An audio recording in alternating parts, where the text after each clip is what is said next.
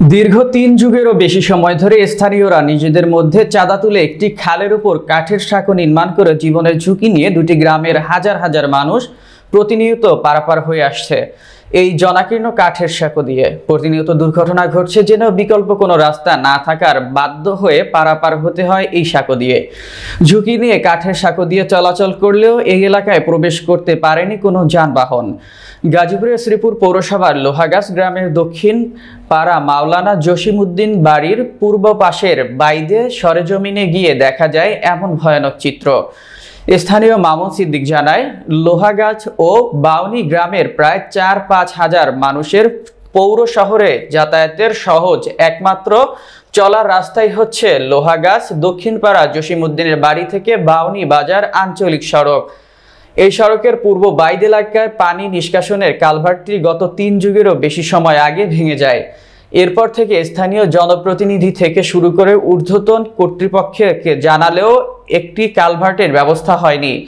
বাধ্য হয়ে স্থানীয়রা চলাচলের জন্য বাঁশের সাঁকো তৈরি করে।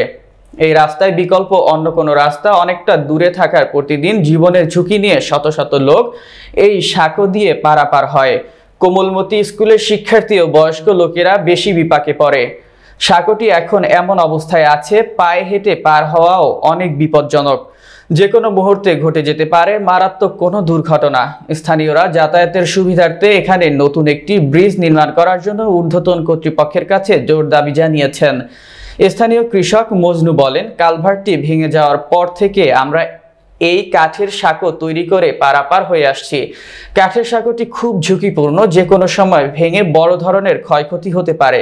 তাছাড়া বাজারে ধান, বিভিন্ন সবজি বিক্রি করতে গেলে বিকল্প রাস্তা ব্যবহার করতে হয়, তখন যানবাহনের ভাড়া লাগে দ্বিগুণ। স্থানীয় নূরজাহান জানান, আমার ৮০ ঊর্ধ্ব মা হাজেরা খাতুন গত কিছুদিন আগে সাঁকোটি পারাপারের সময় পা পিছলে পড়ে গিয়ে গুরুতর আহত হন। একই এলাকার বাসিন্দা আব্দুল্লাহ বলেন, বাচ্চারা সাঁকোটি পারাপারের ভয়ে স্কুলে যেতে চায় না, তাদের অনেক জোর করে স্কুলে পাঠাতে হয়। শ্রীপুর পৌর নির্বাহী প্রকৌশলী শাহেদ আক্তার বলেন, ইতোমধ্যে এই এলাকা পরিদর্শন করা হয়েছে এবং এখানে একটি পাইপ কালভার্ট করার পরিকল্পনা করা হয়েছে। আশা করি খুব শীঘ্রই বিষয়টি বাস্তবায়ন করা হবে।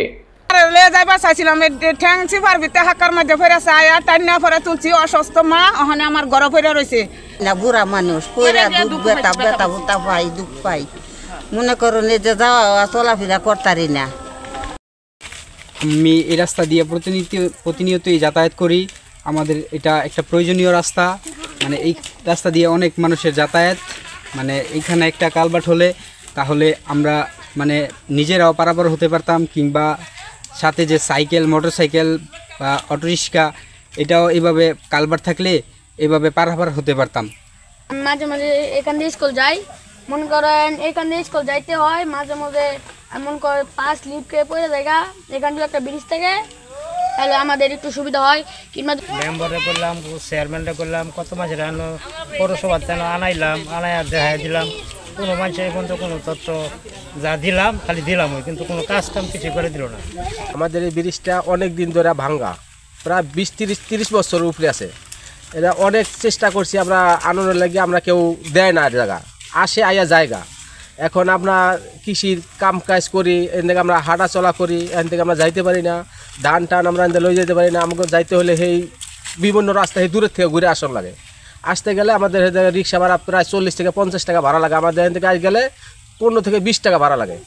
তার জন্য এখান থেকে অনেক বাচ্চারা আহত হয়েছে এবং এখান থেকে যাওয়া আসাটা খুবই গুরুত্বপূর্ণ দরকার আমাদের ব্রিজখানে। দীর্ঘ 30 বছর যাবৎ লোকজন যাতায়াত করে, হাজার হাজার লোকজন, স্কুল কলেজের ছাত্র, গার্মেন্টস কর্মী, কৃষি কাজ করে অনেকেই। এখানে কিছুদিন আগে অনেক লোকজন পরে আহত হয়েছে, আমরা উদ্ধার করেছি। অনেকে অনেক দুর্ভোগ পোহাচ্ছে এখানে। স্থানীয় লোকজন, মেম্বার, চেয়ারম্যান, কমিশনার যারা আছে তারা কোনো এই ব্যাপারে কোনো হস্তক্ষেপ করা নাই।